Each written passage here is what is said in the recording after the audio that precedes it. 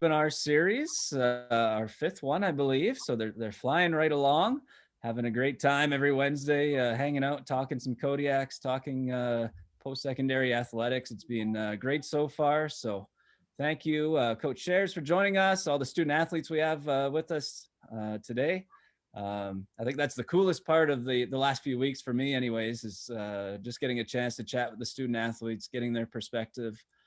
We've had lots of high school students kind of wondering, asking questions, what it's like. So just a great opportunity. So for anyone joining us, obviously the chat is open. You can raise your hand as well if you have questions for our student athletes. We'll work those in throughout the webinar here. So just before we get into the introductions, want to give a shout out to our sponsors for this session, Fit Physiotherapy and Rebound Health Center. So thank you to all our sponsors for making this webinar series possible. And without further ado, we'll maybe go around. We'll start with Coach Simon and maybe give us a little bit of an introduction, how long you've been with the program, anything else you want to highlight there. Yeah, thank you, Jamin, for organizing this. This is a huge opportunity for us to broadcast what we do here in our program. So thank you very much for organizing that. So my name is Simon Shares. I'm the head coach of Kodiaks cross country running and indoor track, and I've been the head coach now since 2019. And but I've been involved with the program since I actually started my teaching position at the college, and that would have been in 2014, in the fall of 2014. So I've been with the program for quite some time. I've seen it kind of go ups and downs, and obviously in our last full season of ACAC and CCAA competition, our women's team won the national championship. And so we are de facto undefeated for what now, 3 years? Or will be 3 years. So that's kind of cool. Obviously, the reasons for that aren't that really nothing to celebrate. The fact that we've had suspended seasons, but yeah. So we're excited to hopefully kick things off again in the fall. We're certainly hopeful that things will return kind of to a some semblance of normality and yeah, so yeah, and then I guess the other thing, couple of hats I wear at the college. One obviously is as coach, one as instructor as well in the exercise science department, and then also as a researcher. So I just got a research grant for next year, so I'll be doing quite a bit of that as well. And that's, I think, all I'm going to say at this point, unless I missed something. Wow, I do want to give a congratulations. Seems like you hit a nice academic milestone there with the doctorate, correct? Yep. Yeah. Dr. Share. So congratulations on completing that. That's an amazing accomplishment. So thank you. Appreciate it. All right. So hearing from Coach Simon, who also instructs at Lethbridge College, and now we'll get into introducing our student athletes joining us. So first up on my screen is Kayla Monroe. So welcome, Kayla. Thanks for being with us tonight. In terms of an introduction, if you can just give us your name, your hometown, so where you're from, just how many years you've been with the program and with the Kodiaks, and then maybe your best Kodiaks memory so far. So my name's Kayla. I'm originally from Yorkton, Saskatchewan. I've been with the Kodiaks for 2 years. And my best memory has got to be the Bozeman race, because it was pouring rain and I thought it was going to be terrible, but it was actually super fun. Remember seeing the photos from that one. That was pretty epic. Good time there. All right, we'll go over to Cooper. Cooper, same questions to you. If you can introduce yourself, give us your hometown, years you've been with the Kodiaks, and then your best Kodiaks memory so far. Yeah, you bet. So I've been on the team for, I guess this would have been my second year now. I was with RDC before, and then I made a transition over to Kodiaks, and it was awesome. I'm from Trochu, Alberta. It's a town of about 1,100 people, close to Red Deer, and yeah, I made the trek down to Lethbridge, had a good time. I had a lot of fun at nationals. That would have been one of the favorite memories, is just going there and cheering on the women and seeing them win. That was pretty special. So awesome. Yep, an absolutely fantastic experience. We'll go down along the list. Justin, you're up next. Hometown, years you've been with the program, and your best Kodiaks memory. Yeah, hi, I'm Justin again, Justin Fisher from Claresholm, Alberta. This is also my second year with the Kodiaks, and my favorite memory probably is going up to Edmonton to the Panda Open, and just a couple days of different track events and watching all the different events and being with the team. It was pretty fun. Hey, that's awesome. Yeah, it's a great chance on this webinar too. It's not just cross country, it's also indoor track too. So we'll have a great chance to kind of touch on both sports here. See in the chat, Nick, you're also here with us. So I don't know if you want to hop into with a bit of an introduction and your favorite Kodiaks memory so far.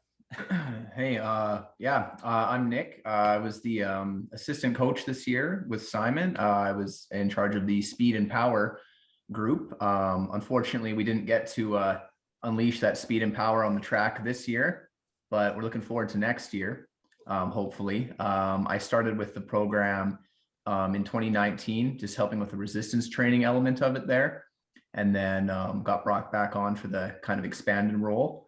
And my favorite Kodiak memory, I guess, so far, it would just be, the first couple practices were pretty special, and the only practices I really have, I haven't been able to really carve out a piece of my own history with the team yet, unfortunately. But looking forward to maybe doing that next year. And I was just really excited to see, just even in the few short weeks we worked together, there were some really good changes made with some drills and execution of workouts. And it's nice to see the beginnings of things come together. But we just pack that motivation away for next year and go from there. Absolutely. Thanks for that. That's going to be great. Some student athlete perspective, some coaching perspective, some training perspective there from Nick. That's going to be great. So I think before we get going with a bit of a roundtable to kick things off, let's just do a bit of a poll. I'm going to launch this just to give us an idea of who's in the audience here. So just what best describes you, whether you're a high school prospective athlete joining us today, current Kodiak athlete, just want a runner that wants to talk running. We'll just give this a few more seconds here. Awesome. So I'll end the poll and we'll share the results here. So a few high school prospective athletes here with us. So thank you. Definitely take this time to ask the questions that you have about post-secondary. And thank you to our current Kodiaks athletes for joining us. That's awesome. All right. So definitely feel free to chime in with questions at any time, but we'll start off with a bit of a round table. And so we'll go to Coach Simon first to lead us off and maybe telling us a bit more about the last season. You guys were able to hit the trails and I believe the 2019 season, obviously a very memorable one with a national championship, lots of successes on both the men's and women's side. Tell us about that, and then maybe a bit about the direction your program's headed in. Yeah, absolutely. So yeah, I think it's fair to say that I think from my perspective, the very last cross-country season, so the 29 season, that was my first year as head coach with the cross-country program. It was the season that we also finally won the national championship on the women's team. We hadn't done that for quite some time. And we had some really good competitions, conference competitions, and then also exhibition. As Kayla mentioned already, we had the opportunity to go down to Montana and race there, which was a lot of fun. So yeah, I mean, hands down, that definitely my most memorable season with the team. And yeah, I mean, at that point we were super excited, thrilled for the next season. And unfortunately, we've now had to wait and skip a couple of them. And again, hopefully in the fall, everything will be somewhat back to normal. In terms of what we're looking for moving forward, it's been tough, right? The with the pandemic, that's made it very challenging to recruit and go and have discussions with prospective athletes. That all has been a lot more complicated. Obviously, track and field and cross country running is a late development sport, so oftentimes athletes come to the sport later on. I'm talking grade 10, grade 11, grade 12. And unfortunately, there's now sort of a whole generation, a whole gap within within that sport where we couldn't offer those sports at the high school level. So looking forward, I think there's going to be some gaps to fill. But we have a fantastic group coming back. We have several athletes coming back. I know Kayla's coming back, and I'm really excited to see what she can do. With the few practices we had in the fall, I mean, she was really blowing things up. So I'm excited to see what she can do. Justin, same thing. He's now in the Bachelor of Nursing program, so he'll be with us for a few more years. I'm sure he'll tell you more about that, but very, very excited to see what he can do. Unfortunately, Cooper is now done, so he unfortunately won't be back. So those will be big shoes to fill. But yeah, you know what? We're going to simply do the best that we can with the group that we have, which will be a smaller group, but I think a group that, because of what we've gone through in the last year, will be very, very resilient. So I'm excited to see what they can do. Awesome. Second question I have for you is kind of just talking a bit about the split between cross country and indoor track, maybe with the mindset of a prospective high school athlete that's coming in. Maybe talk a little bit about, are we looking for athletes to do both? Are we specializing one? Kind of how the program's treating those athletes interested in either track, cross country, or both? Yeah, no, that's a good question. So the indoor track as a sport at the ACAC level, so that's the Alberta Colleges Athletic Conference level, is relatively new, right? So we've had, probably about 4-5 years really to kind of evolve the sport, and it now has resembles more what you would see at other post-secondary institutions, especially in universities, U Sports, what I'm familiar with as a former athlete, where you have, usually an endurance or distance running group that would run cross country in the fall, short transition or brief transition period, and then into track and field or indoor track in the winter months, participating for those athletes in the distance events. So we're talking 1,000 meters, 1,500, and then the 3,000 meter event. So that's that group. We also have now a different group as well. So as Nick was mentioning, the speed and power group that focuses on events that are shorter essentially than the 1,000. So we're looking at the 300 as well as the 600 meter events, plus the relay events. We have the 4x2 and the 4x4. And then we also, as Justin mentioned, we've in the last couple of years now have attended Golden Bear in Edmonton, and then other sort of open events that have the 60-meter event. So we do try to sort of branch out into those events as well to bring in stronger, sort of like true speed and speed and power athletes. Certainly when I first started, it was, let's get the fastest distance runners or sometimes the slowest distance runners, and let's see if we can turn them into sprinters, right? So going up to 8K runners and saying, hey, would you be interested in running the 300 indoors? And that's just not a recipe for success. So we've definitely changed that aspect, and we certainly have, prior to the pandemic, done a lot more recruiting in terms of bringing speed athletes into our mix, and we're hoping to continue that moving forward. In terms of time-wise, maybe I'll touch on that quickly. Cross country base training usually starts independently in the summer. So usually end of July, beginning of August, we start sending out programs. Athletes then, build up a good base on their own at home or wherever they're at. And then usually the first week of classes, we come back, we have formal practices, we have testing events, time trials, and then usually very quickly, sometimes the very first weekend, oftentimes we try to push it out. Second weekend, third weekend, we have our first cross-country competition. And then we have somewhere between 4 and 6 competitions that then take us all the way to beginning to mid-November. Then we have about a 2-3 week transition, at which point we then start indoor track. For those athletes just focusing on indoor track, we usually, or at least last year, we started, last couple of years, we started in October. And then those athletes would work solely on the speed events, going, through the majority of fall, Christmas, and then coming back. and getting ready to compete in the new year. So the indoor track season usually went sort of, the first competition was usually mid to late January, and then the last one was usually mid-March. So that's kind of how it works. Perfect. No, that's a great overview of kind of the season and what you're going to expect as a prospective athlete coming into the program. Nick, we'll get to you in a little bit with, I do want to touch more on that kind of speed and power program that you're running, but I'll let Todd take the floor and maybe pick on some of the student athletes to get them into the conversation now. Todd's good at that. My favorite thing to do every year. Just kidding.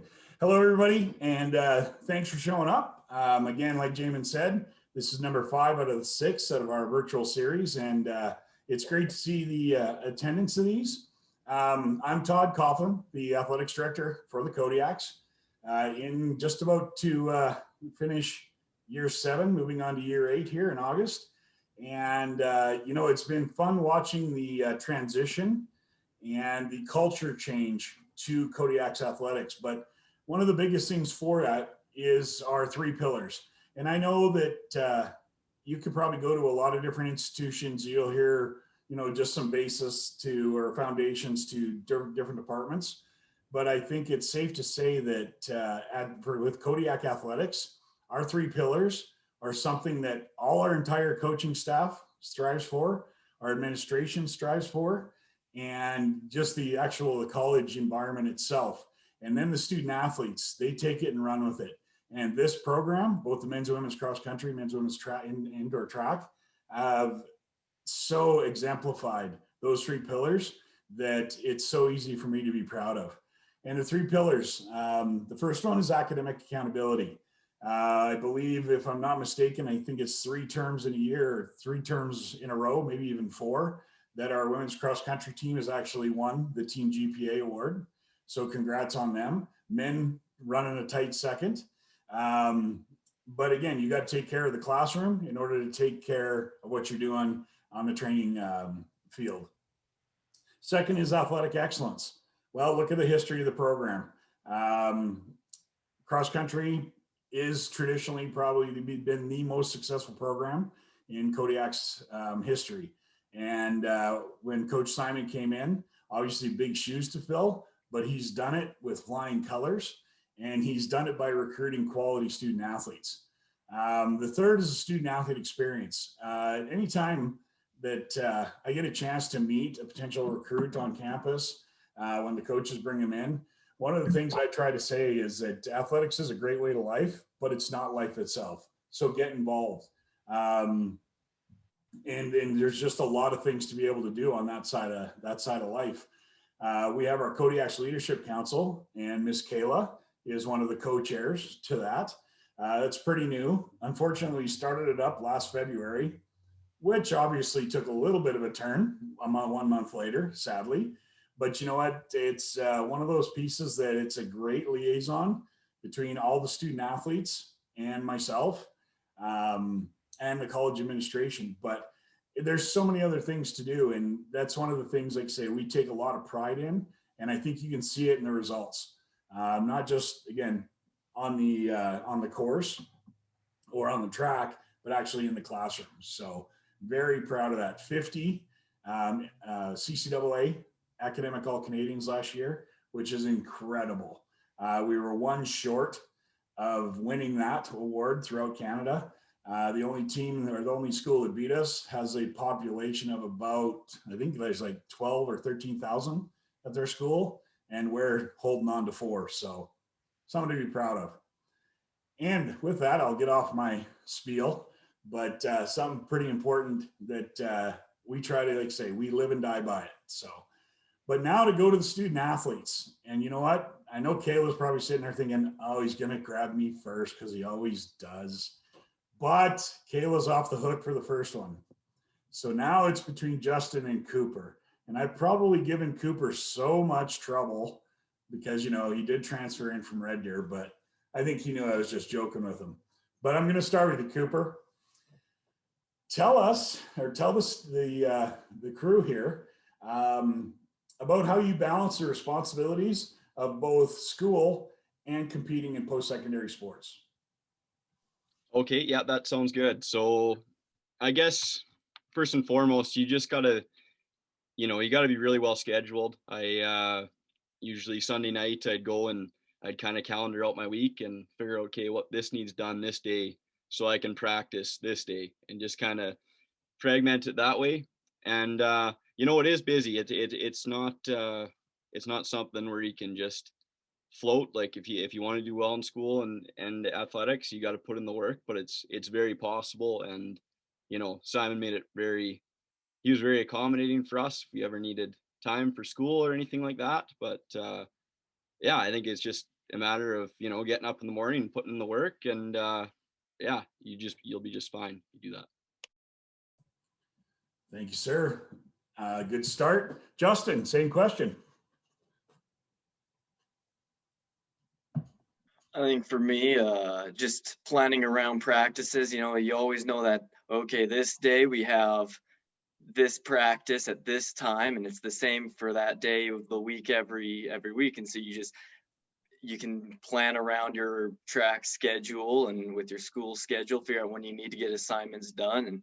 And I, like Cooper said, as long as you're doing that planning, and preparing, and making sure, okay, I got to have this assignment done by this day because, so I have time to do practice. And I also think morning practices really help because you get that first jolt of exercise in the morning, and it kind of wakes you up. It prepares you for the rest of the day, and you already got half your practices done there, and so you get the rest of you get till the afternoon to get all your classes and get some work done. So yeah, it's very doable. Appreciate that. Thanks, sir.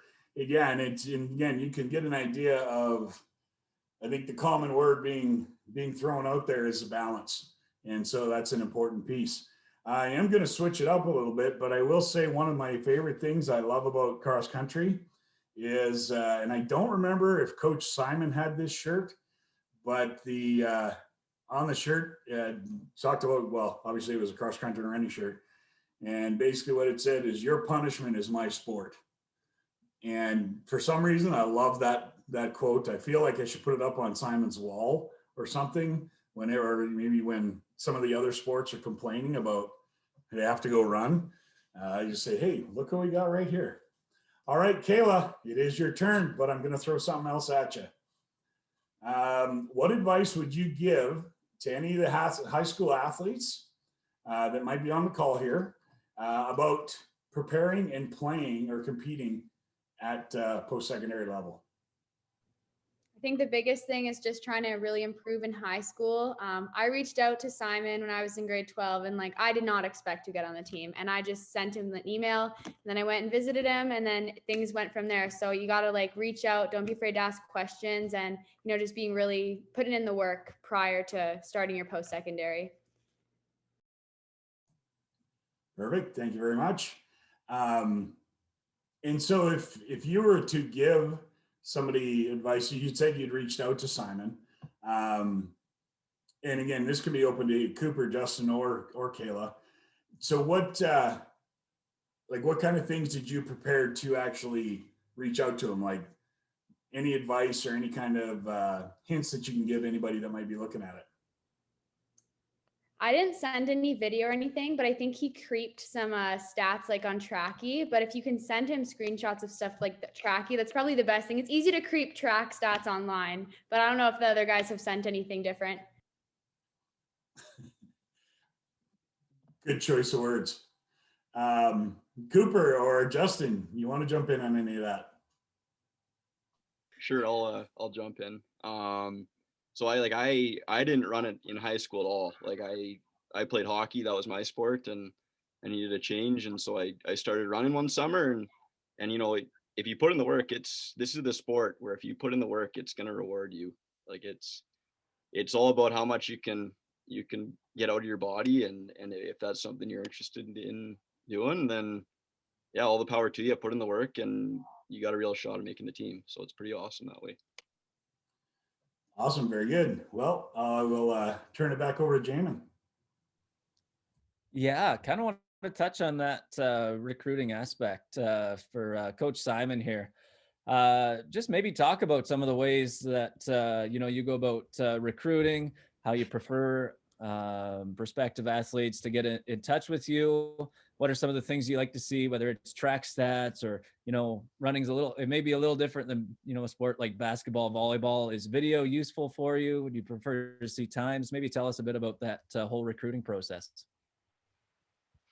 Yeah, no, thanks for that question. I think that's a really good one. So yeah, certainly with track, the value of having times personal bests on a site such as Tracky, which is kind of the common one that we always go to, it's very, very reliable, right? Sometimes as in basketball, perhaps other sports, stats could potentially be somewhat misleading, but a time for a certain event at a given let's say grade or perhaps age, that's pretty revealing.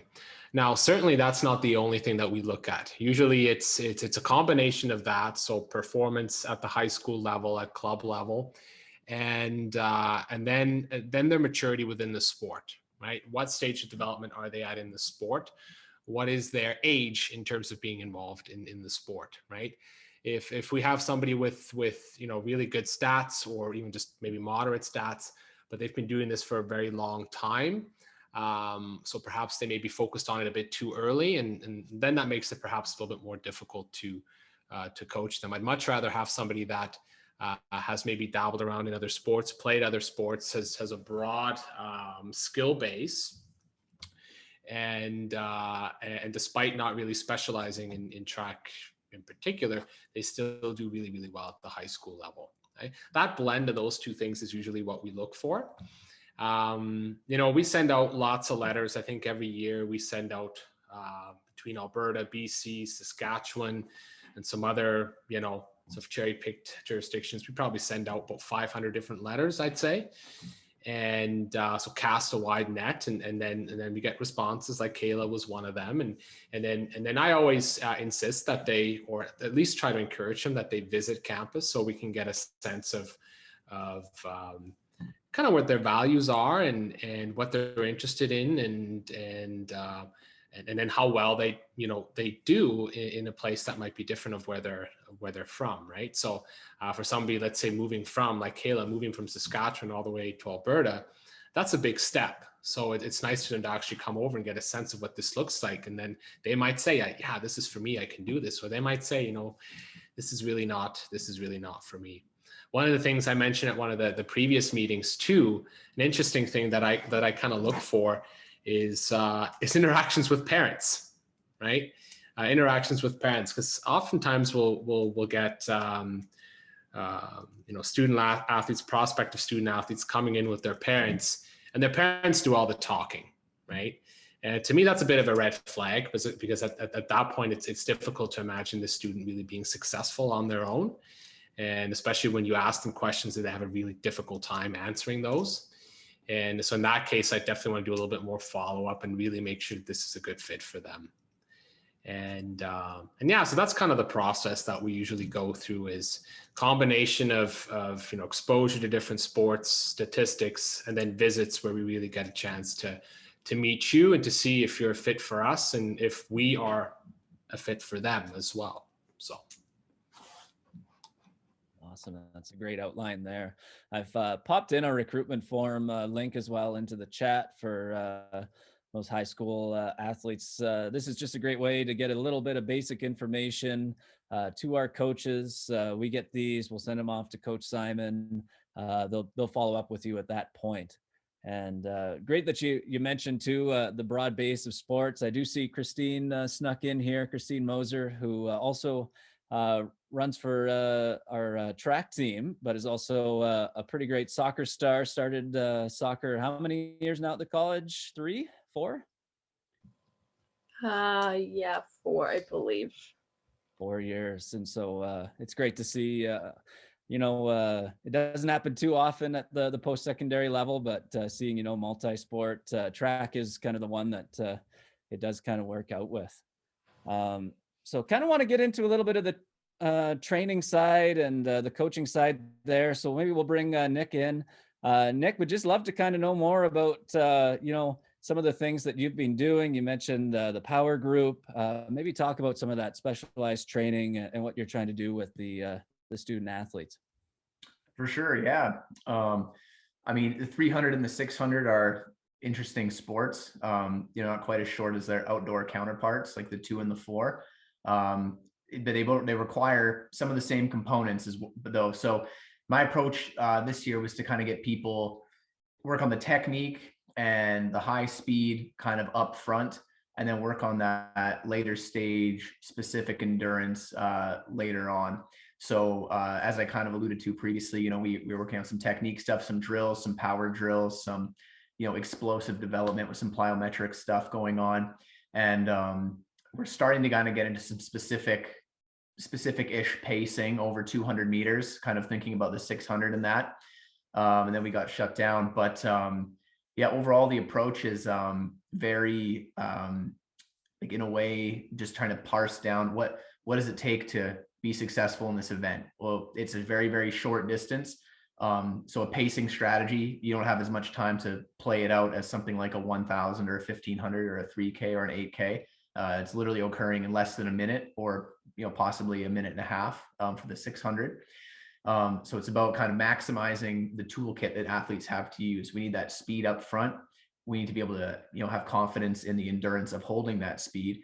And then also, I'm a big believer in, to kind of steal a phrase from a coach that I had, in kind of calibrating the gray matter as it would be in the brain. So people are very in tune with how they feel at any given moment in the race, and they know that they have, they got a little bit left on the gas pedal, maybe coming into that final lap or that final 20 meters. They know exactly how to budget what they're doing. So there's a lot of work that goes into kind of internalizing that pacing as well.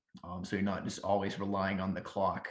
You kind of know where you're at, how to live in the moment with the race, because you're kind of experiencing it.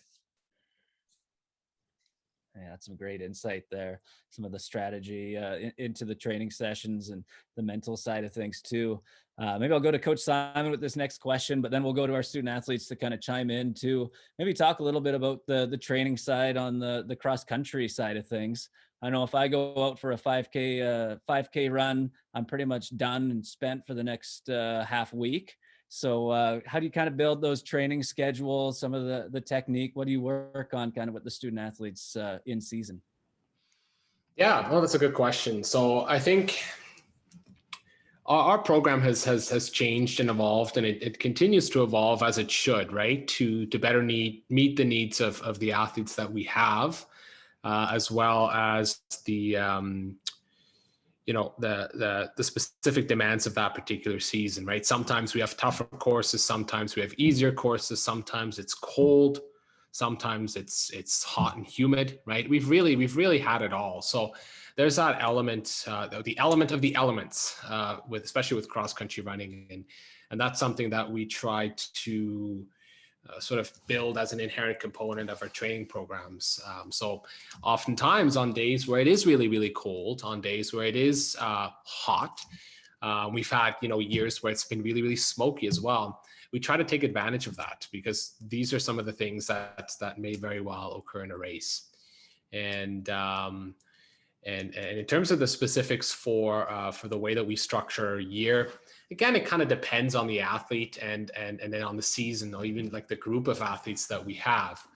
But we take, for the most part, a relatively linear approach in terms of how we generate an annual training program, with higher volume training at the beginning, and then more specific training towards, our peak competitions, whether that be cross-country provincials or ACAC championships, and then CCAA championships, and then also our ACAC indoor track championships. So early season, you might have workouts where low intensity, long duration is kind of the name of the game, and is a consistent theme throughout the week.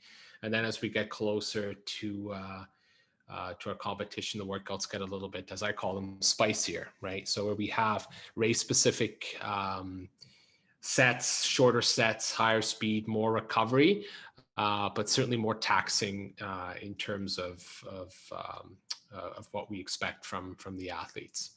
And then we do have everything is relative, right, and personalized to the individual. So it's not like we say, you know, Cooper, Justin, go out and run at this speed. We have assessments that we do at the beginning of the year. Usually the 20-kilometer time trial is an example of that assessment, where we kind of establish every single athlete's capacity, and then everything that we do throughout the season is controlled for that. So, you know, a race pace effort is going to be different for Kayla than it is for another athlete like Cooper, for instance, or Justin, and that's kind of what we go off of, and yeah, so everything is very much tuned into the individual. We use Training Peaks. Training Peaks is a software that we, you know, purchase accounts for each of our athletes. And then all our workouts are published there. On the cross country and distance running side of things, athletes will wear their are supposed to wear their Garmin watches and heart rate monitors, and then that data gets uploaded to the software, to the platform instantaneously, and then at that point, we can analyze and see where the season is going and tweak it if need be, right? Especially if we see that, you know, form and fatigue are doing things over the course of the season that perhaps they shouldn't be. And so that's kind of what it looks like. Usually, at least in the last couple of years, we've had 3 formal resistance training workouts a week. That's together as a group. And then usually 3 sport-specific sessions as a group as well, and then an additional 2 to 3 workouts depending on the individual. So that adds up for our distance runners to up to sort of in the 8 to 9 workout per week territory. So that's sort of our season in a nutshell. Oh, thanks for that overview there. Seeing some great activity in the chat. Minus 40 at nationals. You mentioned the weather. I can't even imagine. I know when I covered ACAC championships at SAIT, as a photographer, I loved it. All the snow, some real dramatic shots there. And then 20, you guys ready to do a 20 km run right now? I think Danny is. No chance. Yeah, that was 20 minutes. 20 minutes. Sorry. I just followed the chat and I realized that I misspoke. Yes, 20 minutes. Don't worry. There's no 20-kilometer. Well, there's some individuals will cover 20 kilometers in a session, but certainly not as a time trial. I want to scare off any recruits before they get here. But shout out to Danny if you are ready to do 20 km. All good on you. Cooper, maybe you could touch on that. Coming from a bit of a different background, a hockey background, how long did it kind of take to make the adjustment and get used to a different training regimen? For me, I guess my season would have ended in February, and then took kind of a month off, and by end of March I was on the treadmill and kind of starting really small. And you can make a lot of strides, especially for you athletes that are kind of thinking about it now. Like, you got lots of time if you start small now and grow over the summer. Like, you can see some huge gains. So yeah, I think just being patient and not getting too excited, but just slowly getting better. Like, by the end of the summer, you're pretty ready to go. Awesome. We'll jump to Kayla now. Maybe just talk about that adjustment coming from high school, and where you may have been participating in high school running or track, and maybe talk about that adjustment to post-secondary. What was kind of the biggest thing that you had to adjust to? Well, I come from a really small city, so our coaching staff was quite small, and it was more focused on sprinters. So I was kind of the one, like the random distance runner. So it was a huge change to have Simon, who's extremely experienced, and he made pace charts for us. He explained pacing. He did time trials where that wasn't really a thing where I was. So that was really beneficial. And I definitely saw more improvement in that aspect because he provided us with those tools. Oh, that's great. Nice, that structured training. Hey, it's a bit of a difference, but definitely see some solid improvements there. That's awesome. Justin, now we'll come back to you. Simon kind of touches on what your week looks like. Maybe if you want to take us through a normal race week. So you have a competition, say on Saturday. What does your week look like? Say Monday through Friday, and then all the way up to race day. Well, if it's cross country, then early I get up early, probably around 6 in the morning. Grab a quick bite and make sure I get to the college 15 minutes before 7 a.m. because we have practice at 7 in the morning where we do a 30-minute weight session at the gym there at the college. And then we have that. This would be like a Monday. We have practice. So great, fresh, early start to the week. And then for me, I often have 8 a.m. classes. So I'm going from the weight room and stuff to the showers and then to class. And I get my schoolwork done throughout the day. I typically bring a lunch with me to the college and eat at the college. And then by 5 o'clock, we have our evening practice. And different practices, typically leading up to a meet. We're starting to turn down the kilometers and everything, dial things down a little bit to kind of rest our legs, give us some recovery from the previous weeks of practice so that we can give it our all on the weekend. Come Tuesday, it's just a repeat of the day before. Wednesday, 30 minutes of ABR, so anything but running, just a light bike ride or whatever you can do. I typically do bike rides. You can hop on the elliptical for 30 minutes, just something light. Thursday, it's kind of just like Monday and Tuesday, regular practice, 7 a.m. for the weights, and 5 o'clock we're doing just a lighter running workout. And Friday we're depending on where we're going. If we're going far, then we leave around earlier in the morning, around 11.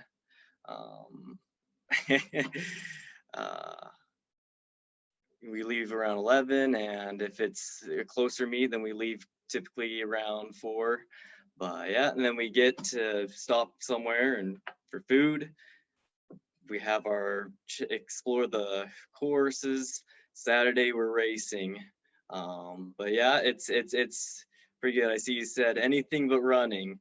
We're still running. Yeah, ABR stands for anything but running. Exactly. So it's just to kind of take a load off your joints and everything, but keep some of the fitness. So it is pretty sweet. Oh, that's an awesome overview there. Maybe I'll throw it back over to Todd for some kind of final questions. And by all means, if we have anyone in the audience wants to ask a question here, now would be a great time to either put it in the chat or put your hand up. We can chat whatever, anything running. And we promise the chat isn't just for talking smack. I know it's been flowing pretty good here, which, normally, I don't know if you'd think of, like cross-country runners talking too much smack, but I like it. So 2 different things here. One of the things about indoor track that provides a unique opportunity and is a possibility out there is the dual sport athlete. And yes, we have been blessed to have one join us here. So I was just going to actually ask Christine if she can give any advice to anybody that might look at that, because I know that Coach Simon works with that. And indoor track, it can be with soccer. I know we've had volleyball people run indoor track, even some basketball, I think did some distance at some point. Basketball a little bit more tuned into it than volleyball, just because volleyball players are, just jumpers, not runners. And I say that as a former volleyball player. Running was not my favorite thing to do, I'll admit it. But yeah, Christine, so just any advice out there? Is there something that stands out to you of what it's like to be a dual sport athlete? It was a tough experience. I enjoyed it a lot, but it was really busy. I was always on the go, having to plan meals all the time was a big thing. I found I struggled with that. But it's really important to stay fueled if you're doing that much exercise. So I definitely ran out of energy sometimes and was always tired. And so I didn't quite do it as well as I could have, but I was excited to do it again last year and hopefully have some better energy. But unfortunately, we couldn't do that. But I really enjoyed it. I like being busy. Yeah, it was just interesting, like juggling training. It was lucky that we had training for track in the mornings, and then I had soccer in the evenings. So that worked out well. Didn't have to juggle too much with that. But yeah, if you want to try it, I would recommend it, but definitely don't overdo it. You still gotta make sure you're doing well in school, because that can get tough with schoolwork and stuff too. And thank you very much. It is it's definitely a tough hill to climb. But I will say this is that Christine did it with flying colors.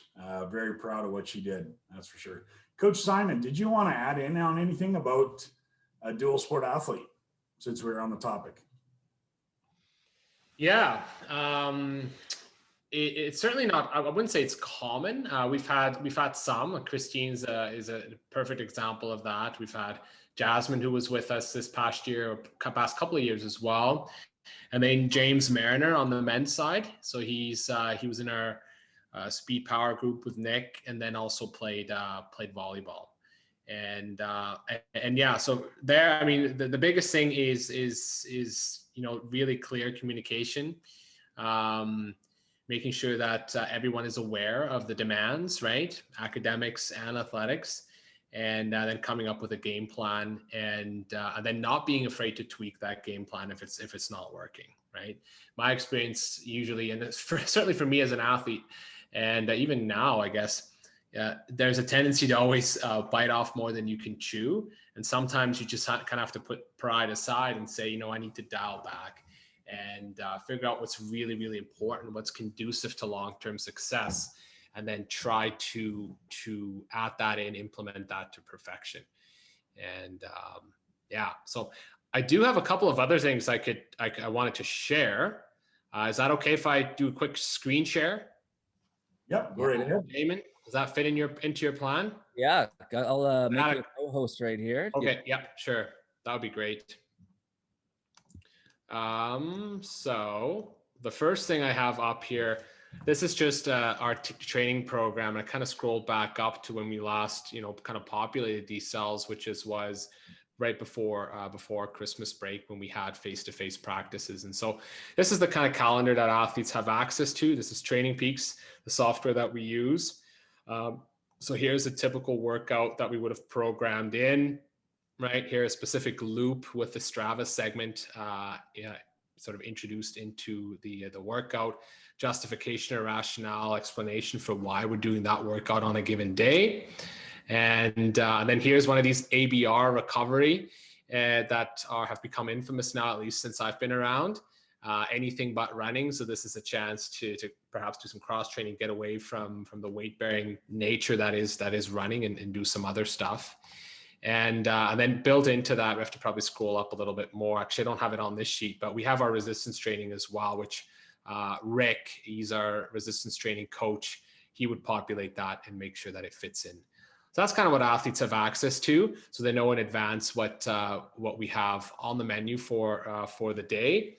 And then they show up, they do the workout, and then they upload their Garmin files and data up to each of those workouts. And then we have a long-term plan that we can look at. In terms of the pacing that I know Kayla mentioned, I mentioned it as well. So this is kind of how we try to personalize our training throughout the year. Oh, that's not what I wanted to do. So here's kind of what one of these pace sheets looks like. So this was testing from the fall. We did what's called a FTPA, functional threshold test, which is what we try to glean through our 20-minute time trial. And so we kind of come up with what sort of the capacity is, the upper limits is of this athlete, and then we adjust everything there. So you can see we have all these different training zones, right? And these training zones will look different from athlete to athlete. We have our output measure, which is running pace, and then heart rate, which would be an input measure. And so we have these two things we can go by. We can say, you know, today you're going to go out for a 20-minute run and you're going to be in your aerobic zone. So hopefully within a pace range of 6:58 per kilometer to 6:09 per kilometer, or depending on the terrain that you're on, 168 to 178 beats per minute. And so everything is very much personalized in that regard. There's always a challenge of having sort of athletes taking the rein, maybe not letting their ego take the better of them, and having them maybe run at a pace that's more representative of the person running next to them than actually themselves. So that happens every once in a while. So we have to manage that occasionally, but at least here we have some sort of benchmark that we can follow.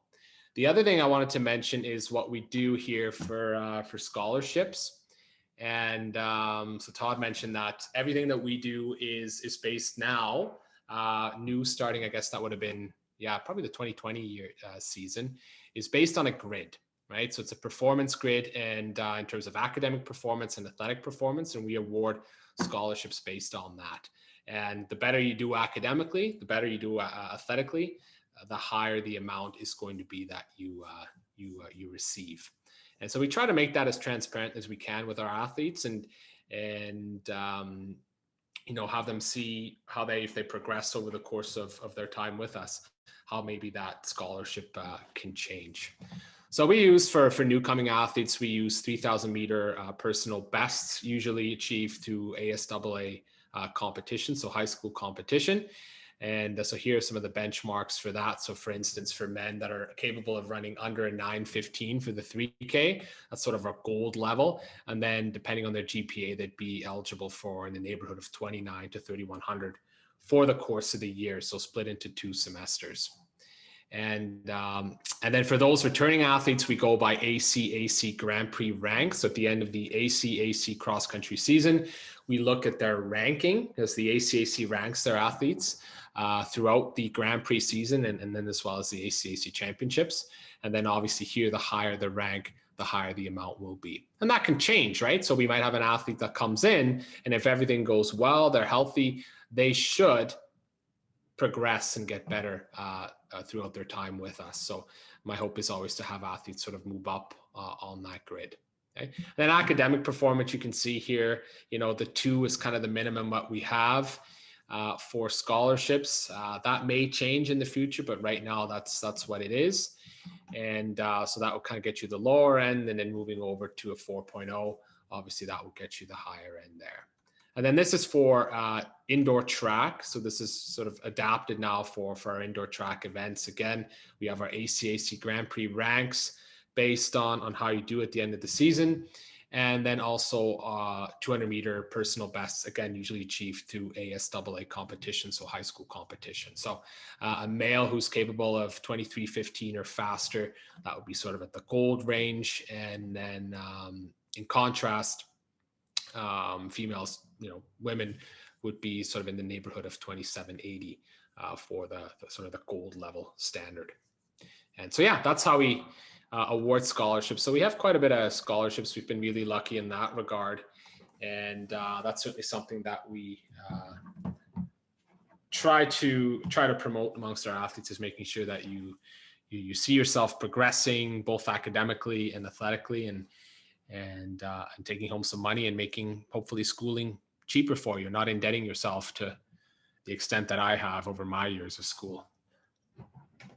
Always important. It's nice to have that transparency too. So thank you so much for sharing that. So everyone, we're coming up to 8 o'clock, which is kind of when we wind things down. But for the first time, I kind of want to try a fun lightning round with the student athletes. You guys up for that? I'm not seeing a ton of nods. I see some thumbs up though. So we'll just go 4 or 5 questions here. Quick answers. Hopefully nothing too tough. You guys ready? Oh yeah. All right. We'll start with you, Justin. Let's start off. Best part of being a Kodiak. Just having the team there for you. You know, you have that extra social support there for you for everything you do. They become like family. So that's easily the best part. Awesome. Next on my screen, Christine, want to chime in on that? Yeah, I also love that aspect, just being a part of one big family. Competing is fun. Yeah, and everyone's just super supportive. Coaches are all so great. And I just love being at the college. It was a great experience over my 4 years. Oh, that's awesome. Good to hear. All right, Kayla. I like seeing everyone improve, but also I've made some pretty killer friends over the past 2 years. So I'd have to say that's the best thing. And the coaching staff is always there for you. Back for one more, Christine. I see on the chat. No, great answer there, Kayla and Cooper. Yeah, definitely the friendships. Like moving forward, like everyone here is like they're gonna be my friends for a long time, and yeah, so I have this sport to thank for that.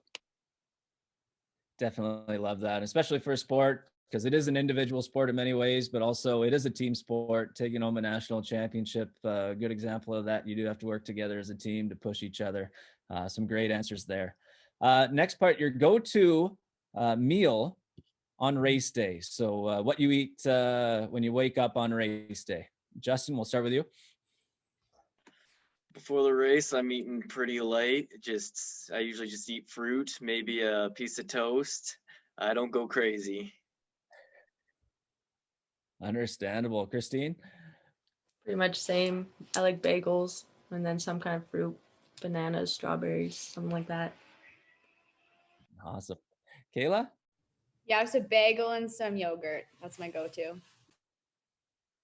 Perfect. Cooper, same kind of thing? Yeah, usually I'd get a big Boston pizza container for the bus and fill it full of oatmeal and fruit and all that good stuff, and good to go. Have at her, eh? All right. Next round, just your favorite cross country indoor track. Which one's your favorite? Or you can say both too. Justin? Oh man, it's got to be both. I go back and forth between the two. I think the best part about cross country is it's outdoors, you know, and I just love being outdoors. So that's what gives cross country the edge. But I like the indoor track meets are just it's all day. You get to watch everyone more, you know, and cheer everyone on, and it's tough. An awesome answer. All right, Christine. I never did cross country, so I'm gonna say track.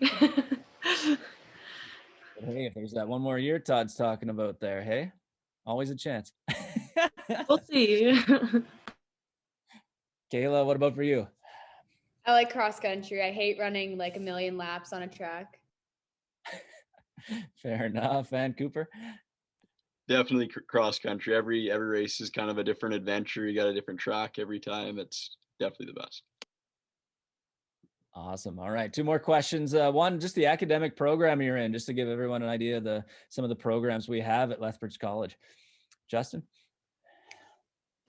Yeah, I'm in the NISA Bachelor of Nursing program at Lethbridge College, first year. So looking forward to the coming up years and that.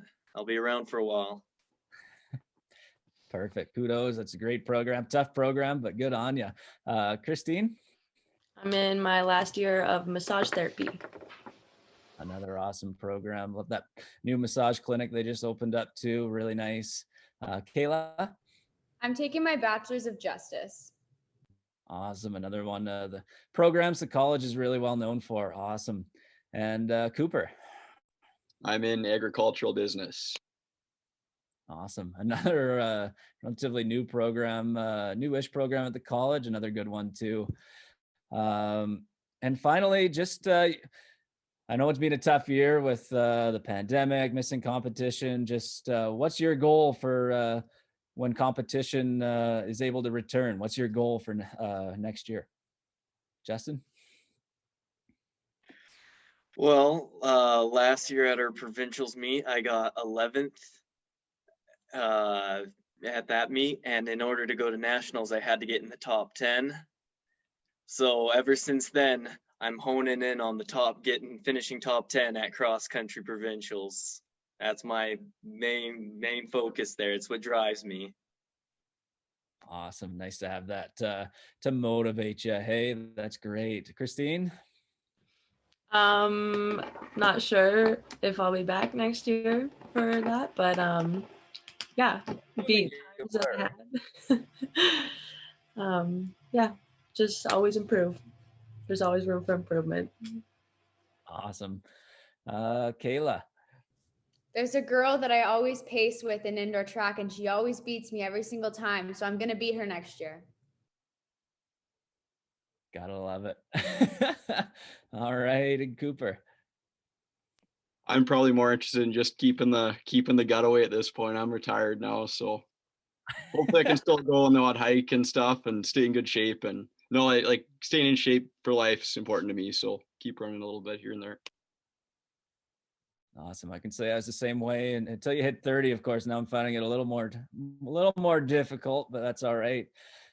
Thank you guys so much for some really nice, insightful answers. It's been a lot of fun tonight. What we'll do is we've been recording this, so we'll definitely chop up some of the answers, post them out on social throughout the summer. I really love the insights from both the coaching staff and the student athletes.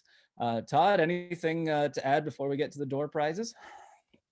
No, got to always, save that best for the last. But just thank you, everybody. And hopefully we'll see some of the prospective student athletes become part of the Kodiaks family. No, that's awesome.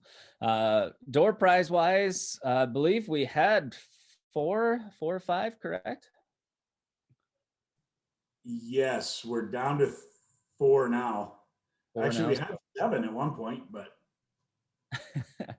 So I think it's safe to say, just by doing my math, anyone that's attending that's not a current Kodiak, since we have 4 door prizes, we'll get it out to you. So we have your email, so we'll get in touch to send you some Kodiak swag there. And then I'll just leave the final word with Coach Simon. Anything you want to add before we wrap up for the night? Yeah, no, I think I've talked enough. So maybe does anyone else have any questions? Maybe any of the potential prospective athletes. This is your time to ask. We got a whole panel here.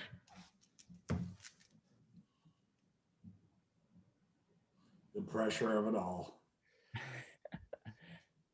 Certainly, if you've got questions, don't hesitate to reach out. You can find my contact information.